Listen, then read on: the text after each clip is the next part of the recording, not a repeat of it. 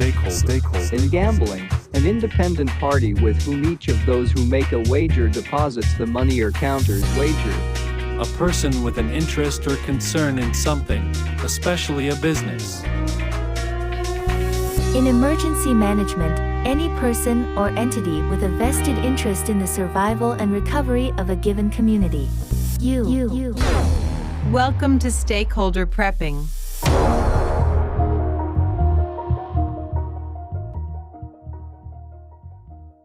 Welcome back to Stakeholder Prepping, where you are the stakeholder in your own survival. We are your hosts. My name is Chris.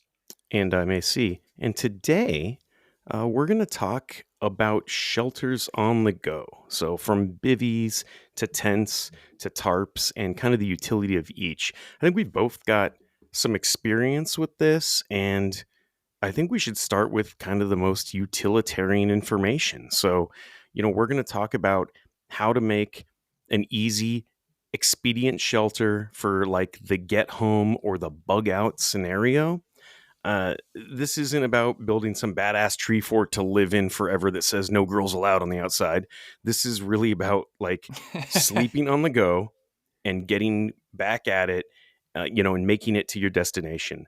So for this, I think like to start with the most utilitarian way to build a shelter, I think we'll probably start with the U.S. Army Survival Field Manual. I knew you were going to say that. Good old FM 305.70, Chapter 5. Chapter 5 specifically, yes. Oh, why you got to do this to me, AC? This manual, the Army Field Survival Manual, is full of information that will keep you alive. You're not going to be comfortable, but it will keep you alive. And I think one of the biggest things, I mean, I've built some of the shelters in here during training exercises. I've built the individual tent setups and the emergency 2-person shelters in there and all sorts of stuff. I've done the bivy stack only. I've done the poncho only. I've done the poncho with the poncho liner.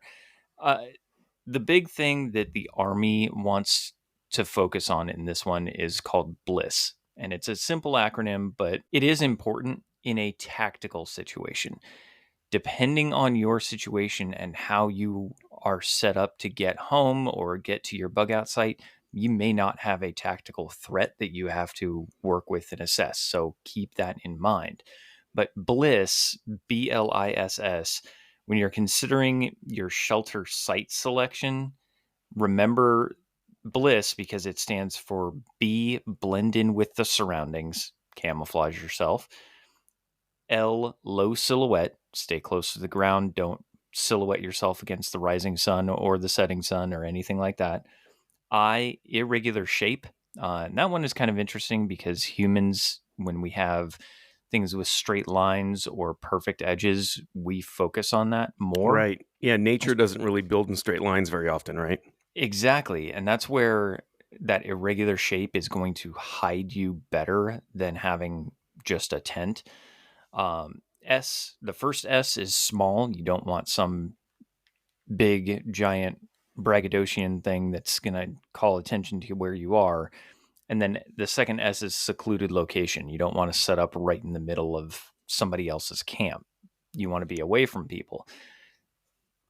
The manual itself, yes, it will keep you alive, but keep in mind that manual is designed for a tactical environment, possibly escape and evasion or E&E, a SEER situation where you are on the run trying to outrun an enemy combatant and things like that. So you really have to look at how the Army Field Manual for Survival looks at things versus a Teotihuacan event or shit hits the fan and you're trying to get from point A to point B and this is your overnight spot.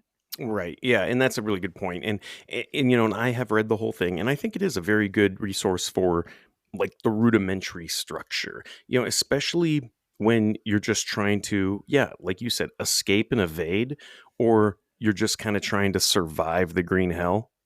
Or as Joe Flowers taught us, it's not the green hell, it's the green heaven now. It's the green heaven now. That's exactly right. Yeah. So that's actually a very good point. And if you remember when we chatted with Joe, the whole reason the 7th Special Forces Group guys wanted Joe to come down and chat with them about, how to survive and thrive in the jungle is because that kind of stuff is not in the field manual.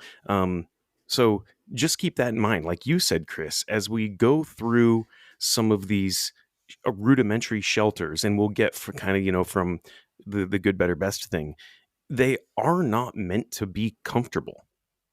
I can tell you from firsthand experience, not a lot of what happens in the Army is meant to be comfortable.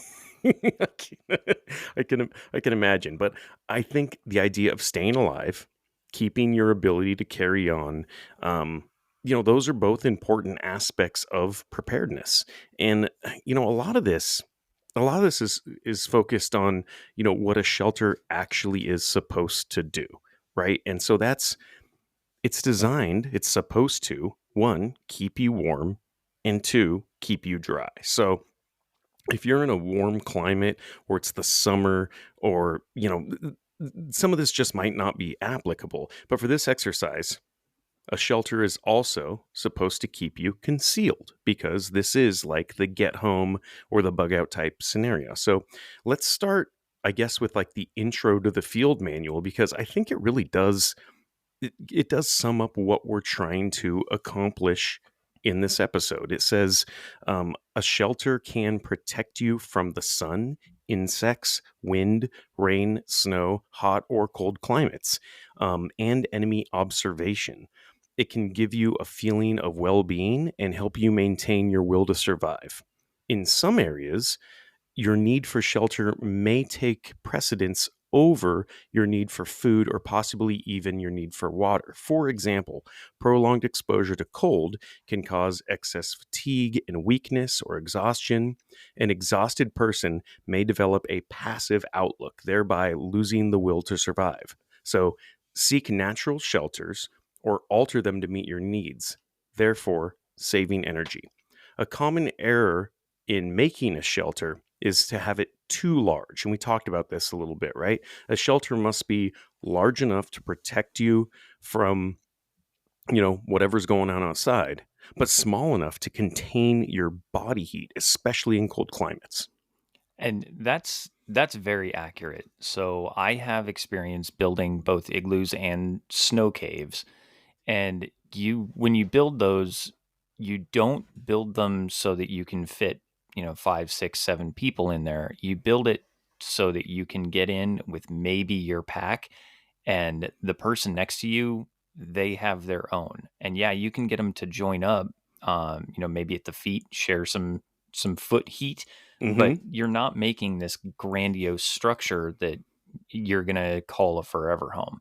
Right. So keeping things small, minimal observation, minimal height, minimal footprint, if you will, is key, especially the way that the Army looks at it. Now, we have our camping tent, which is a 10-person tent, because when we go, we'd like to have all of the dogs in there, our sleeping bags, all our packs. We've got our food and everything like that inside of that tent in lock boxes so that bears and whatnot can't get into it. But we require that kind of room for comfort, because when we go camping for comfort. If we were going on a survival or trying to get to our bug out location, that's going to downsize real quick.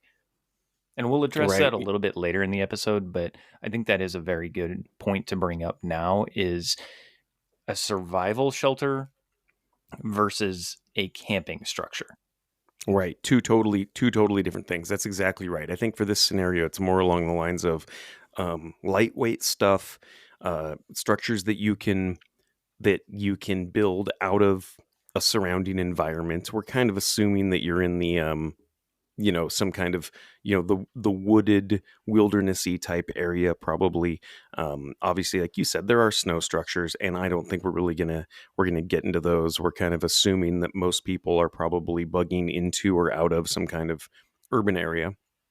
And if you need to bed down, you're going to be somewhere where there are less people. So I say we go over some of the shelters in the manual, I really dumbed this down, took a bunch of stuff out because there's a lot of structures we don't need to talk about. Like, for example, I don't think most people are going to have a spent parachute at their disposal. So we might forego the structures in the field manual that are specifically designed around a parachute, but the kind of the go-to is kind of the lean-to on the go structure, and I do like the way the Army talks about the lean-to structure, and we'll post a link to the field manual, and two, we'll post a couple of the cool like drawings and photos out of there just so people can understand what we're talking about, because it's kind of hard to visualize that um, as we're talking about how to construct a structure. But we'll go over this a little bit, and then we'll post some stuff about what we're actually talking about. I think we can make this make a little bit of sense. I mean, this is really meant for like, your Army private to understand. So it's not like super duper complicated, right?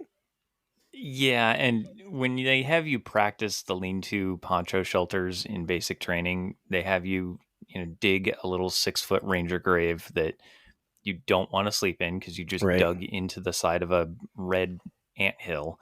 So now you've got to deal with that. But it is designed to be super, super low profile. So Right. when we're talking about these especially the lean-to, Yep. and the pairing lean-to where Mm-hmm. it kind of makes a tent, keep in mind that your normal Army tent field pole that's issued is only 14 inches long. So that is your height that you're crawling into. It's super, super small. It'll Right. keep the rain off of you, but it's not necessarily going to be comfortable. Yeah, that's right. And so, the first one we'll talk about, they do call it, you're right, Chris. So you've done this before. They're called the poncho lean-to. In the field manual, obviously they use a poncho because you're supposed to have a poncho. And I think, Chris, you had this as one of your um, large sort of lean-toable ponchos in the A-bag loadout, right? This was one of your items. Correct. The one that we have is commercial, so it's not the same material. It's a little bit tougher, but Sure. it acts in the same way. Yep. So, you don't have to use a poncho. Actually, any tarp will work for this, or really anything waterproof, like really even a survival blanket. So anything like that, anything waterproof will work for this. But this is a super easy one where basically it just requires about 10 feet of line or cordage and 3 stakes and the tarp or poncho, if you will. And then you just need 2 trees a couple feet apart. And so a couple feet, maybe it's the few feet. I think the Army says like 6 to 10, maybe. But so site selection is pretty important on this one, as you're going to run a line between these 2 trees, but you want to make sure that the back of this lean-to is into the wind, right? You want the wind to hit the back of this thing, so you're not just making a sail and trying to, pull these 2 trees out of the ground. So having the wind come over the back of the lean-to is kind of the big thing. So checking out your wind is the first thing. And it's really easy. They say, you tie off the hood of the poncho. If you're using a tarp, you don't have to do that. And then you pull all the drawstrings tight, so you kind of turn this poncho into a tarp, if you would, and then you fold it into thirds, and you tie it off with a drawstring, and then what you do is you take this rope, you cut it in half, this 10 feet of rope you got, and on one long side of the poncho or tarp, right, the long side, so you've got hot dog and hamburger folding, so your long side of the tarp. I love the hot dog and hamburger reference. So you tie a rope into the corner, or if it has a grommet, into the grommet. Most tarps are going to have grommets, which is nice. And then you tie the other half into the other corner, or corner grommet. And then this is something the Army always says to do, and I really like this. Then what they do is in between basically the edge of your tarp and the tree, you attach what they call a drip stick. And this is basically just a 4-inch long stick that you put in the middle of the rope somewhere, about an inch away from that grommet or the edge of your tarp. And this is cool because water is a polar molecule. So as water runs down these lines, then it's going to go onto the stick and go down the stick instead of running down this rope that is under your tarp or poncho material, and obviously that heavy point is going to be the low point, and that's where it would drip. So instead, you attach these drip sticks to the edge, which is actually a really cool idea. I mean, it's a smart thing to do, and it's very easy to do out in the wild. So It's ingenious if you can get it to work, but yeah. I will tell you personal experience, if you don't know your knots, you're not getting that one right. That's right. Yeah, know your knots. We've said that before, right? Know your knots. The other thing to do in this situation, if you happen to have extra tent stakes, they work really well for this. I've used those myself. Is you can hang a tent stake on a line, and it becomes the low point in the line, and that will become your drip stick. So that's another cheaty way to do it. But basically, you spread this thing out, this poncho or this tarp, and you anchor it to the ground. You put these sharpened sticks through the grommets on the ground and anchor it to the ground.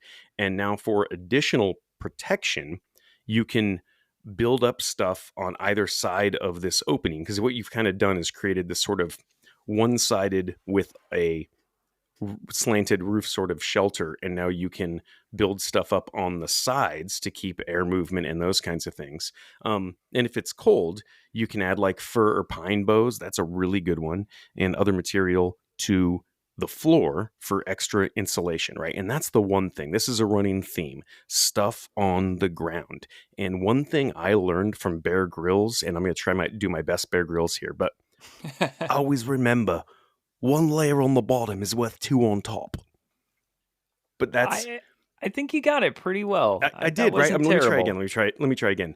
One layer on the bottom is worth two on top. Yeah, that's my best bear. But it's true if you think about it. This is if you've ever slept on the ground, and I know you have, Chris. I've slept on the ground. If you've slept on the ground, you can put 1,000,000 blankets on top of you, and you are still going to be freezing cold if you are contacting the ground. But if you put a couple of pine boughs in between you and the ground, and you create a little bit of air gap there, and you lay on top of that and not directly on the ground, dude, it is just, it makes all the difference in the world. It really does. And the ground, especially in a cold environment or an environment where the air temperature is generally lower than your body temperature, that means the ground temperature is also going to be lower than your body temperature, especially at night. And the ground acts like a giant heat sink. The human body, if you're in water as warm as 91 degrees, you can still go hypothermic. Eventually your core temperature will lower. That's exactly right. Yeah. And the ground is going to do the exact same thing. So if you can protect yourself from the ground, maybe you have a second poncho, maybe you have those pine boughs, maybe you have a rollaway sleep mat or something like that, or even sleeping on top of your pack if absolutely necessary to avoid direct contact with the ground. It's 110% worth it every single time. Absolutely. Yep. And so that's the lean-to. The lean-to is super, super easy. The one thing I don't like about how the Army Field Manual presents it is it presents it as basically one side, and you have to have cordage. Well, what if you don't have that cordage? What I've always found is if you have your 3 stakes and then your 1 tent pole, punch down those 3 stakes into the grommets as a full poncho. So don't fold it up or anything like that. Just punch down those 3 stakes as tight as you can stretch the material on that poncho. And then that open corner, use that for your tent stake, shove your pack into one open side and crawl in. And sure. It's a little bit lower profile. It's a lot more field expedient. You're not going to spend as much time dicking around with your 550 or tying yourself in knots or anything like that. But you do have the downside that now it's pressed right up against you. So if it is a very windy night, there's nothing stopping that wind from taking the heat off your body as well. Oh, yeah, sure. Yep. But it is a super, super simple structure. It's one that you could build. It has its limitations, and it's certainly not something that you would want to spend more than a night, maybe 2 in. Right. But even at that, it would be pretty miserable. So the next structure that's a little bit of an upgrade from that would be the poncho tent. And obviously you can do this with a tarp or anything. Yeah, I was going to say, again, tarp or anything else that's waterproof and square, right? Yeah, and you're doing the same thing, but you can use like an overhanging branch. So to make this tent, you would tie off the poncho hood in the same way as the lean-to, tie a 1.5 to 2.5, 5 to 8 foot rope to the center grommet on each of those ponchos, because now you have two of them, one for each side of the tent. And then you tie the other ends of those ropes together about knee height, um, two trees about 7 to 10 feet apart, and you kind of stretch that poncho tight over the top of it. And then all you have to do is draw one side of the poncho tight and secure it to the ground by pushing a sharpened stick through the grommets. Those are your stakes. And then just follow the same procedure on the other side. So if you need a center support, you can use the same methods as the poncho lean-to. You just throw another stake or another stick up into the center, and you're creating an A-frame set tent outside. But over the center of the tent, you kind of have uh, these 12 to 16 foot long sticks, one with a forked end to form that A-frame. And then you just tie the hood to the A-frame, and there's your center support. So Oh, right. you can build over the top of it using sticks, and then use cordage to prop your tent up so that you don't have a stick running through the middle of the roof, bumping your head on it at night. It's actually got room in there. Oh, sure. Yeah, that makes sense. And in addition to the poncho lean-to and the poncho tent, there are 3 types of teepees that the Army teaches you in the manual.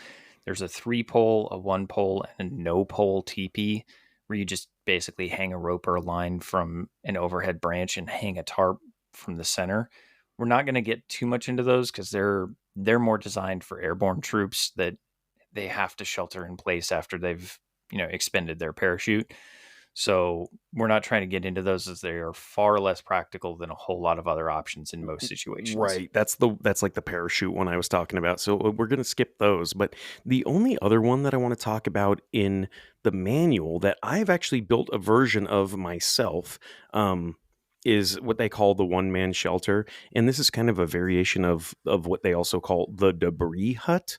But this basically involves like a long pole, right? A skinned tree, or a tree without the branches on it anymore, that touches the ground on one side, and then it's up in a tree or on a stump on the other side. It say, I say waist level. I think they say waist level or lower. Like you said, Chris, it's all about lower to the ground, less room, but a waist level high opening allows you to kind of get in and out. And then you can basically drape a poncho or a tarp over this pole that is down on the ground on one end and up in a tree at waist level or on a stump at the other end. And then there are a few different ways you can complete this one. You can take, say, 2 other poles and weight down the sides to kind of have this triangle opening that tapers down on the bottom.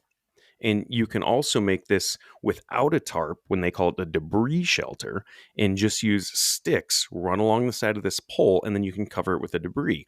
But you can combine these 2 methods. And this is what I did: is I basically built this, covered it with the tarp, and then used debris on top of this for 1, extra insulation, and 2, for concealment. So bringing those 2 structures together is actually kind of cool. And you can make this one larger, right? You could make this longer and have the pole higher in a tree if you want a larger opening, or you want it big enough for more than one person to sit in there. So this is one, especially if you had multiple people, this is the kind of thing I would recommend, because rather than everybody going and building their own little one-man shelter, you could make this one a little bigger, get 2 or 3 people in it, and then you're sharing resources and you're sharing body heat. But this is one, like I said, I actually built once camping. And the Army says you can use debris to plug the entrance. So this triangle entrance at the end, you can use debris to plug it. What I actually did was found some rocks and built a little like fire pit / chimney on that end where the opening was. And it was actually a really awesome setup. It was very fun to do. But remember, most of the time, the entire goal is to burn the least amount of energy and just bed down and not die, right? This is the whole thing, like the Army says, is you're just trying to, escape, evade, concealment, and get back on the move. And you just need to rest before getting back at it, getting to your bug out location, or getting home. That's right. And that's the entire point of the field manual, is to use the minimal amount of energy needed to not die so that you can get up in the morning and get home or bug out site or wherever you're headed.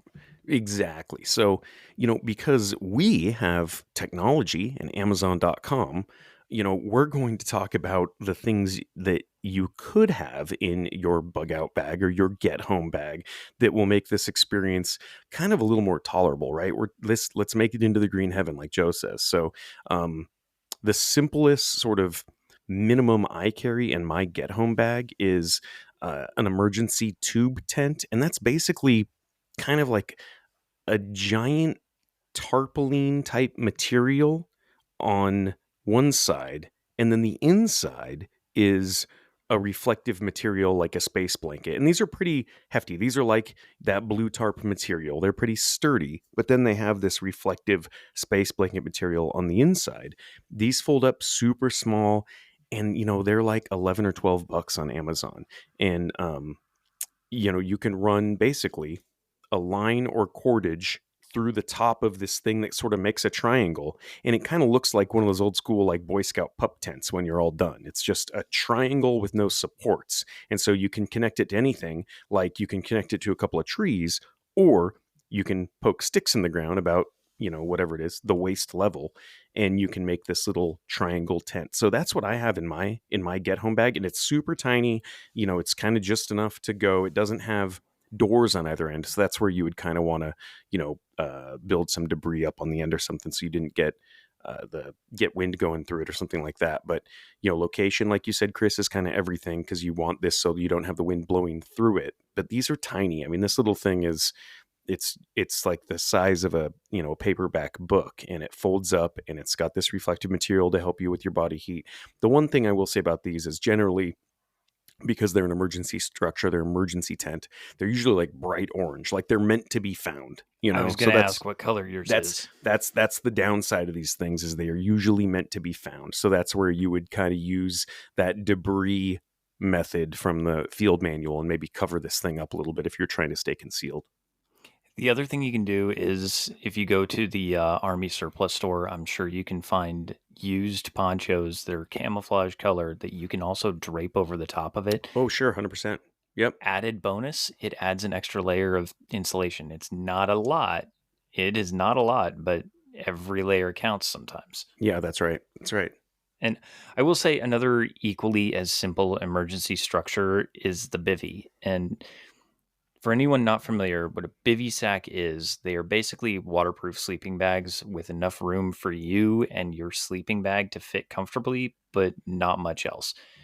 So that can be a challenge, because they do offer protection, but no storage or actual structure. And you can take a bivy sack and pack it down into about the size of a beer can. And then when you need it, you pull it out. It's there. It's ready to go. Your sleeping bag, if you don't have the sleeping bag, the bivy sack will still work. But you definitely don't want to use a bivy sack if you have other options for more comfortable accommodations, but it will work in a pinch. The biggest downside to a shelter option like a bivy sack is that it really is an individual bag, meaning everyone in your party or your group needs their own, because to fit two people into one of those, you're not getting in or out comfortably. It's you better be on a very intimate basis with that person, or learn how to be very quickly. But if you combine that with the lack of storage and understanding that you may wake up with all your packs soaked, and the bivy is a viable but not comfortable option, it will get you to survive. You're just going to be very angry and need that cup of coffee in the morning. Right. Yeah, I saw one bivy that was kind of cool. It was like I don't know, like a hybrid bivy type tent, where it was basically like a waterproof sleeping bag like you're talking about, but then it had like a netting type material up at the top where your face was, and like a single little tent roundy, pole like a flexi pole to kind of keep that off of your face. So it actually had like you were sort of in this little cocoon, and it wasn't like your head sticking out, but still not very comfortable at all given the other options. So They are breathable mummy bags. that's is right. what it is. That's right. It's a breathable mummy bag. So yeah. So I guess, Chris, what other options are there besides the Army manual? Because that obviously only goes so far. Yes, the Army manual is fairly limited because it is designed for tactical situations only.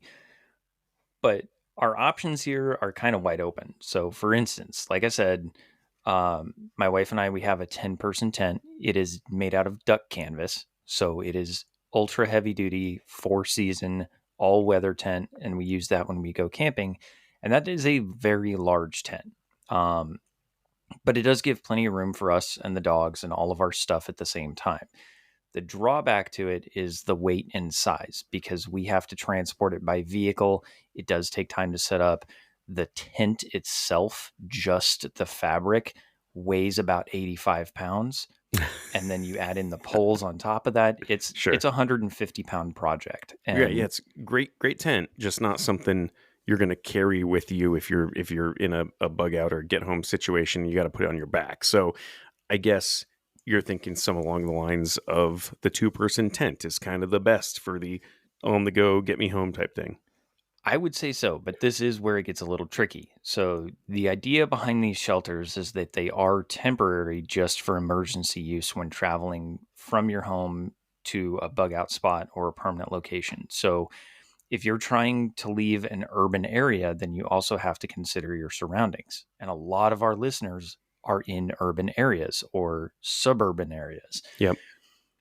And really what that is it might be a better option to use an existing structure rather than a shelter, rather than setting up your brightly colored tent in the middle of an intersection.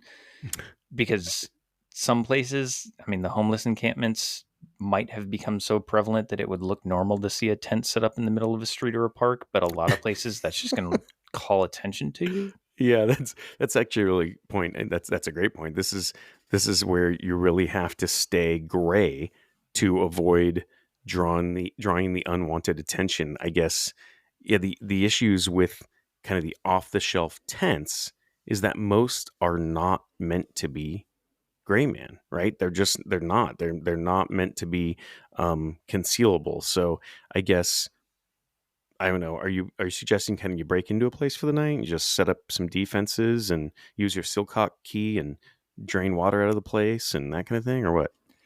I'm not telling anyone to break the law, but I am saying that having a set of tools like lockpicks, entry tools, fire keys that we've talked about before, those can be invaluable in survival situations if you know how to use them.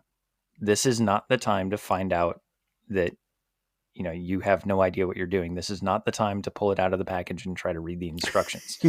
That's right. But as far as a recommendation for a commercially available shelter, I did some research and found several options.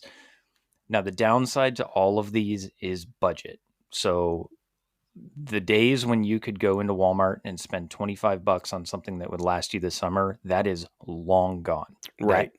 You're not finding those deals. If you are, it's on Temu. It's going to take 7 months to get here, and then it's going to be doll size. Right. But we're talking a major expense that you may have to save up for, you may have to budget for. This is to be taken into consideration as well, because these are all high quality. These are like backpacking style, backpacking quality, all 4-season. So it's going to hold up in rain, snow, sleet, heat, etc. And I found all of these reviews on a site that I've used before and I trust, called Outdoor Gear Lab. They actually go into and do reviews on stuff, and they do some really extensive testing for stuff. I think the first one that I really looked at is called the brand is the North Face, but the model is the Mountain 25. And if you go to REI, this retails for $690. Holy shit. This isn't like a house? It's not. This is a 2-person tent. Um, it's 86 inches by 54 inches. So one person and a pack, two people without a pack, one person and maybe two dogs, depending on the size of the dog. Like, this is a smaller tent. The upside, it only weighs 8.5 pounds. Oh my gosh. So it's super light. It is a very good expedition and winter camping tent. It does have a very robust design, and it's hard to find something that big and livable that's also really well made and easy to set up and use for that price point. It does have some high altitude mountaineering engineering built into it. So this is what you would see at something like an Everest or a K2 base camp. Got it. Right. And what color? I see you've got a few of these listed. What color are all these? Are these all pretty much like super bright orange yellow type stuff? A couple of them come in different color options. I think the Mountain 25 came in red, orange, blue, and white. Okay. So nothing camo or conceal-y really in any of this. You're gonna have to do that on your own if that's the goal, right? Exactly. And if you are in an urban environment, there's nothing that says you can't set up your tent inside of a structure or a building. There's Yeah, nothing that says you can't, at that point, all the rules are out the right. window. No, So that's yeah. Maybe this isn't a parking garage where you're just protecting yourself from the elements, right? exactly. Or, inside of an office building, if you push some desks to surround it and then put some stuff over the top of it, you've got your tent, you've got an extra layer, and you can actually have a light on without showing everybody where you are. So get creative with your options here, but this one it is on the pricier side, I will say. The performance, it is a double wall 4-season model, so it does have its own built-in insulation, which also means that if you snag or tear one of those walls, you're not compromising the tent entirely. You can repair it without, without having to go back to a sewing machine and stitch it up. So overall, it is, for the quality that you get out of it, it is a low price point at $690. It's going to stand up in a storm. It is quick to set up and take down, and it packs up small and light. And that's one of the things that I really liked about it. That $690 price point, that's going to be a hiccup for some people. Right. But this, like you said, this is the tent that will last you for years. This isn't the tent that is only going to be for your get home or your bug out situation. This is a tent that you could actually take camping year after year, and it's probably going to hold up, right? Exactly. Now, Yeah. if you are looking in that same price range, there's a tent called the Sling Fin Crossbow 2. It's a decent option, and it is a lot lighter weight if you're doing backpacking.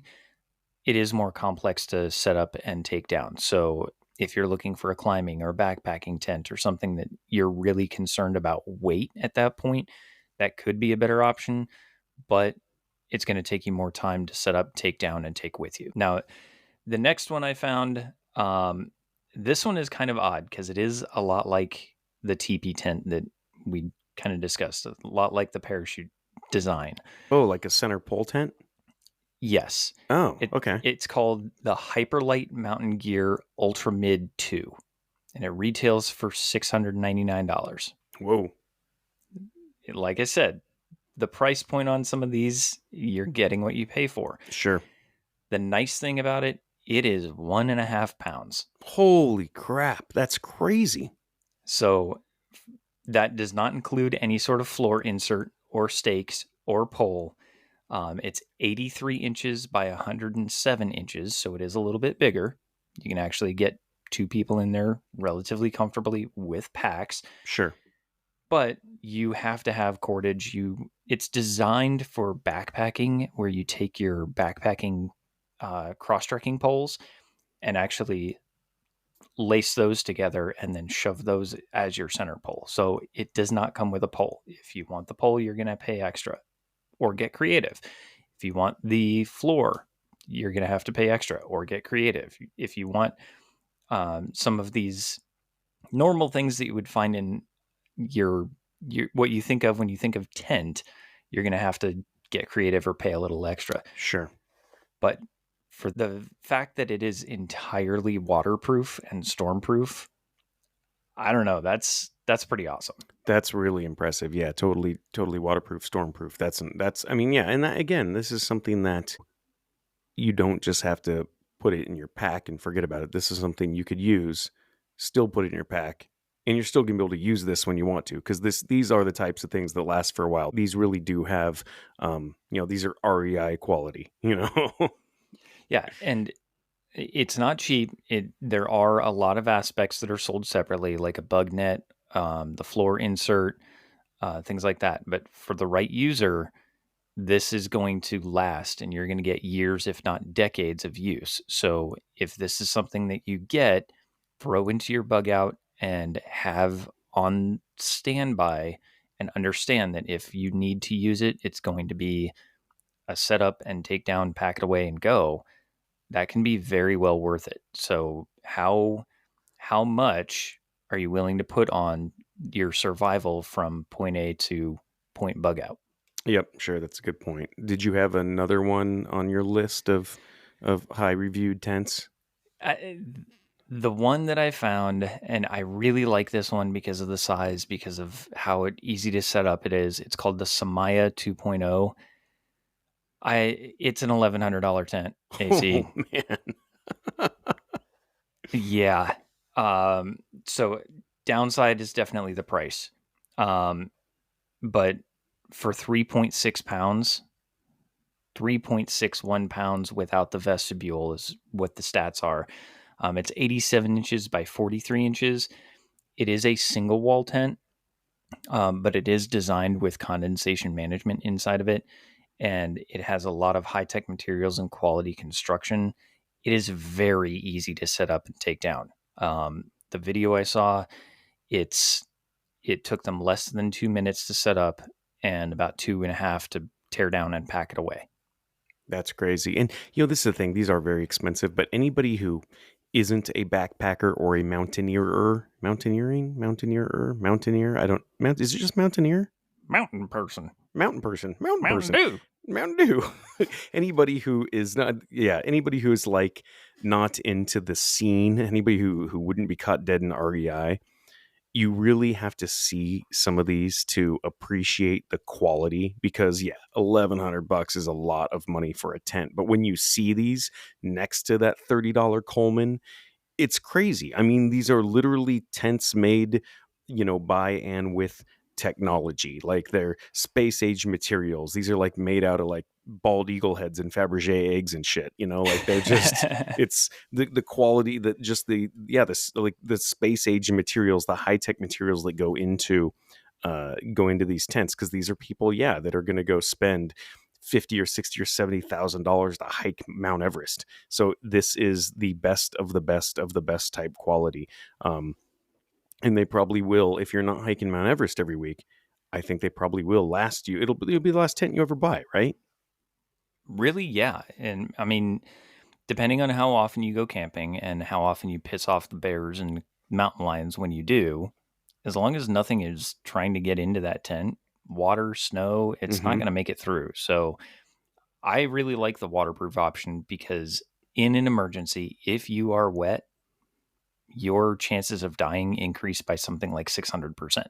Oh yeah. Oh, absolutely. No, that's the thing. You got to stay dry, and even when it's not very cold out, you got to stay dry. And these are all really good. These are all really good options.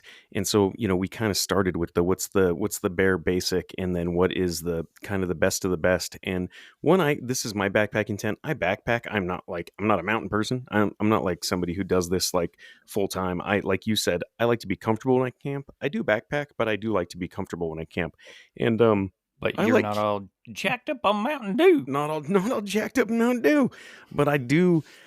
I really like the Kelty branded tents, and these are kind of like the happy medium. They are not these super high end crazy space age tents like you're talking about, Chris. But they are a decent backpacking tent. This is like the $200-300 tent, and when they say 2-person, they mean 1 person in your pack or 1 person and a dog. When they say 3 people, they mean two people and your dog if you're using the vestibule type thing.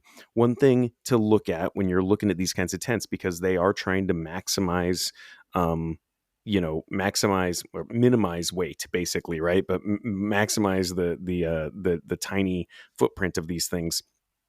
And so they usually are sold with what's called a footprint. You can buy separately. A footprint is basically a tarp that goes on the ground that is the exact size of the footprint of your tent. So it's a custom tarp basically that fits this tent to provide a little more protection against the ground, because these are really thin materials. So if you're setting up on pokey sticks and stuff like that, or rocks, they can damage the bottom of the tent. So spend the extra money to buy the footprint when you buy one of these tents. That's a really, really good idea. And obviously, like I said, I've backpacked in these, and doing the pine bow thing underneath is huge, providing that extra layer between you and the ground on one of these really thin footprint tent. So buying the tent, making sure you own the footprint. They're pretty small. The Kelty one that I have, kind of like the 3-person that has the footprint separately and has the cover that has like a vestibule type option. And this is like a 2.5 season tent, but maybe it's a $300 tent, and it's not something that could fit in the bug out bag, but it's easily something that fits in like the backpacking backpack. It's maybe 2-3 times the size of these little ones you're talking about, and that's kind of happy medium. The one other thing that I take when it's going to be cold is the little like reflective tarp I was talking about. You can get a very thick tarp material with this. I guess it's like a space blanket material on the back of it. $25 on Amazon for a camo one, which is kind of cool. So if you think about a tent that doesn't have a rain fly, you could put this over it. You've got that reflective layer inside that's helping retain your heat, and then it's camo on the outside. So that's one option. If you look at these, I think I Googled, or I went on Amazon and looked up thermal reflective tarp, and the first one that came up was this one that was camouflage on one side. It was thermal material on the other side, this reflective material, and again, it was like $25. That's a really good add-on. So you can put one of these inside the tent on the floor to sort of reflect, with the reflective part pointing upwards to kind of reflect some of your body heat back up. And we've talked about this in the past, how there's 3 ways that heat transfers, right? So there's like thermal radiation. There's the convection, meaning that you're warming the air. So the less air movement you have, the warmer you're going to be. There's conduction. That's actually touching something and passing heat energy that way. So when you're laying directly on the ground, that conduction is why you're losing so much heat. And there's radiation. So having this reflective material anywhere you can have it is going to radiate the energy back down onto you. So having one of these thermally reflective blankets, or that's why you see marathon runners with the space blankets, because you're reflecting that radiation back on you. So the human body is throwing off little photons, and you can use reflective material to kind of bounce them back into you. And one way to do that is with these thermally reflective materials. So putting that inside of your rainfly, or in addition to, and putting it on the ground, it's amazing how much warmer you will be. And I've done this both ways. I've done this with and without these thermally reflective tarps, and it's a game changer. It really is. And that's a really good segue into what I wanted to say, is especially if you are in an urban environment, right? Mm-hmm. So the majority of our listeners are not out in the boondocks. They don't have woods nearby or things like that. But this is where you can really study the behavior of other people to make yourself more effective. So like you were saying about reflectivity and conduction, convection, and radiation, look at the homeless population in your area, because a lot of the time what you will see is they have stacked up cardboard underneath their sometimes very rundown tent or pallet Right. shack or anything like that. And That's your urban pine bow. yes, it very, very much is. As soon as it gets wet, it becomes, just a heat sink. Sure. But concrete, if you are sleeping on the concrete, it's going to pull more heat out of you than you Oh, realize, and you yeah. will be absolutely miserable, if not frozen solid by the end of the morning. And so if you do things like, if you are in an urban environment, have to pitch up your tent because you can't get into anywhere safe, and you don't have an option, find something to put between you and that concrete, because otherwise it will kill you. That's Um, right. Yeah, having that urban or that air gap layer, whatever it's made out of in an urban area, like you said, if it's cardboard, it's cardboard. As long as it's not wet, yeah, absolutely. Just or styrofoam would be a really good one. Rigid yep, foam board, those kinds of things. yep. Styrofoam.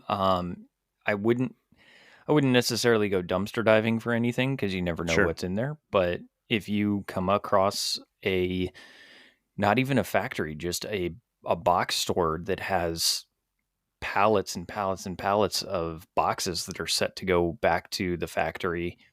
I know Walmart, they recycle their delivery boxes. You could Sure. swing by and snag some of those. Just something to keep you a little bit warmer, a little bit more comfortable and dry. And don't shirk on the experience of others, because the homeless population in your area, they have been doing this for longer than you have, and they're still alive. So, That's right. Adaptability right there. Yeah.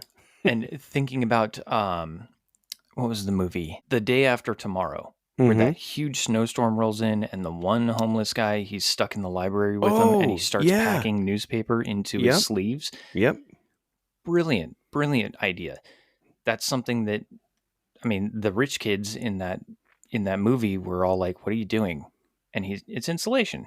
Yeah. Jake Gyllenhaal had no idea, but you're right. That's what it was. Yeah, you've adding that extra layer of insulation, and yeah, if you're gonna sleep overnight, having like Bear Grylls says, one on the bottom is worth two on top. Yep.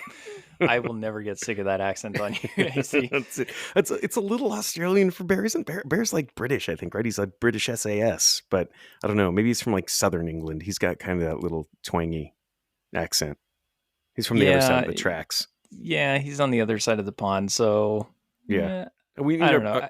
we need some of our maybe our British listeners can help me out on that one, because like in my opinion there's like the two British accents. There's like the lovable chimney sweep accent, and then there's like the aristocrat accent. So yeah, it's Bear's got more of the lovable chimney sweep accent. Yep, the Cockney English versus the Victorian English. And then I'm sure that there are hundreds of more accents that we're skipping There over. absolutely are. Yeah, no, I'm completely boiling it down, being ethnocentric, but you're right. There's like hundreds of British accents, and there's like I hear two. But, but so what else? I mean, yes, with this, we're talking about structures, and I think you've done a good job of, hey, here are the best tents, here's the best of the best, here's the the happy mediums and stuff. But I think there's definitely kind of some add-ons. Like there are things, like I said, with like the thermoreflective tarp. If I'm going to have a tent, I'm going to have that on me. But I think there's some other stuff too. I had mentioned in one episode about as our A-bag episode, about the blow up pillow. Like, dude, if you're sleeping overnight and you don't have a pillow, it's just going to be the shittiest sleep of your life. And having that little blow up ass pad that you can have a pillow, that's going to make just so much difference, having to sleep on the ground, whether or not you've got insulation or the pine bows or the cardboard or what. Having a little bit of a pillow under your head is going to be just such a little bit of happiness. It really, really is. It is a lifesaver. And another lifesaver is ibuprofen, Tylenol, something to relieve the soreness, to let you get sleep and rest. Right. I would suggest, and this comes from a personal history story, I won't go into who it was, but don't sleep in a seated position with your head hanging down in front of you. And why? Because if you are in that position for long enough and your back is crinked up, especially if your neck is if you sit on the floor with your back against the wall and your knees kind of propped up and you just let your head hang, Mm-hmm. it can put enough stress on your spinal arteries that it cuts off circulation to the lower spine and you wake up paralyzed. No kidding. So I don't recommend doing that. Lay down if you can. Yep. I mean, Lay down if if you you've can. got the space to lay down, take Mm-hmm. advantage of it. Put the extra effort into blowing up your pillow. Right. And if you don't have a pillow, the extra hoodie that's in your bug out bag, bundle that up and use that as a pillow. Yeah. Prop your head up on your boots. It might smell a little bit, but you're still going to be more comfortable than just laying with your head on a hard surface. So there are some lifesavers that you can throw in there. Change You of know, socks. change of socks will Dude. change your day. That will change your life, especially when we're talking about the possibility of getting wet and just, anybody's ever slept with wet socks on, you haven't, because you're not going to sleep. It's just going to be it's so miserably cold, and having a change of socks with you, that's just so tiny and such a very easy thing to pack, and having an extra pair of some synthetic socks will go a long way. But yeah, the ibuprofen, like you said, great idea, because I think a lot of people, probably a lot of our listeners, have not slept on the ground overnight. And if they have, they haven't slept on the ground overnight and then had to get back up and go hike another 15 or 20 miles with the wrong shoes on. So ibuprofen is just going to be such a lifesaver at that point, when you've got a couple of days of just uncomfortable sleep and uncomfortable, walking, whether it's through the urban environment or the suburban environment or the wilderness environment. Ibuprofen is just going to be such a lifesaver. And another thing, it seems counterintuitive, but I will always suggest this. If you have your sleeping bag, which we do as part of our bug out bags, just Mhm. because if we need to sleep on the road, we've got them there. But if you have your sleeping bag, don't sleep with your clothes on inside of the sleeping bag. You will end up colder and wake up in the middle of the night multiple times because you have your socks and your pants and your thermal leggings and everything on. Get as stripped down to the bare minimum. If that is completely naked or boxers, briefs, panties and bra, doesn't matter. Strip down to as minimal as you can, because you're going to put off more body heat that doesn't have to fight to get to the reflective layers in Yep. your sleeping bag, and you're going to be warmer. And then you take all those clothes, shove them in the bottom of that sleeping bag, and you're keeping them warm all night. And then, Yes. right, you're putting on warm clothes in the morning. That's huge. One other thing, one of my friends that did go to Everest Base Camp, he didn't hike the mountain, but he went to base camp once. And he was telling me, is if you're gonna go somewhere like in the snow where you don't want to get up in the middle of the night and pee, they do the peeing in a water bottle, like having a spare Nalgene that you've got the skull and crossbones on, so you don't use the wrong Nalgene bottle, but having a bottle in your tent, so one, you don't have to get up and get cold and go outside and pee in the middle of the night. But the other thing is that's retained heat, right? That is lost energy. Your urine, I know this sounds kind of gross, but this is it's warm. And if you pee into a water bottle, that is going to be some amount of energy that you can retain, and you can put that down in your sleeping bag, and it's actually going to stay warm for a while, believe it or not. Yes, very, very much so. And it does sound gross, but spend the extra money on a wide mouth bottle. Yeah. And the wide you're mouth. going to love yourself later for it. You absolutely are. And, and the older I get, the more I find myself getting up to go pee outside my tent in the middle of the night. I got a prostate the size of a beefsteak tomato or something, man. But Might want to get that one checked out. Yeah. But I'm telling you, peeing in the water bottle, if you have a spare water bottle that you are not going to drink out of, then that is retained heat energy that you can use for something else. You can snuggle up with that thing, and it's gonna keep you a little bit warmer. The other trick to this is, and this is something that not everybody does, the hand warmer packets? Yeah, of course. Yeah. So If you are in a cold enough environment that warrants having those in your bug out bag, Mm-hmm. when you go to sleep, if you are wearing pants, take one of each of those and shove them in your pockets and then sleep with them against your femoral artery. If you are in a sleeping bag, you can usually get away with one and just tuck it into your crotch, and it will keep you warmer because it's warming the blood on the way down to your feet as well as warming it on the way to your heart. So you stay at less risk of hypothermia for longer with just one or two of those heat packs. The downside is a lot of those ones are single use only. And if you do have the multi use ones, now you have to boil water to get it to reset. Right. But that's actually, yeah, that's a really good point. Is that I think most people, because it does seem counterintuitive, most people are going to say, well, my extremities are cold. So I'm going to take that heat pack, I'm going to waste it and put it in my hands all night. But what you're saying is you can warm the blood at the source and it's just a more efficient use of that heat energy. Think of the movie Batman Begins. Rub your chest, your arms will take care of themselves. Genius. That's right. I love that we can still throw some movie references in here too. Well, AC, anything else on shelters?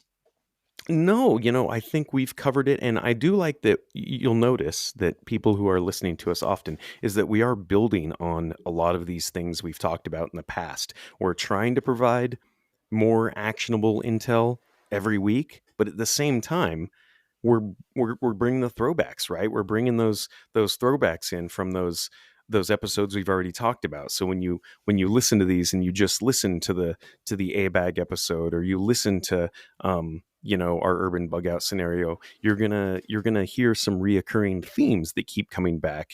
And I do like that we're trying to hit on these things, and we're sort of trying to just build that knowledge base up every week.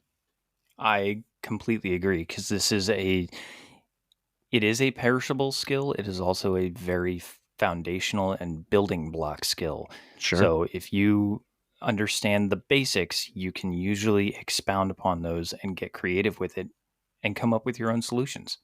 Yep, absolutely. So I think that about wraps us up for improvised and on the go shelters. But join us next week for the next step in this adventure and the next building block. Until then, remember you are your own stakeholder.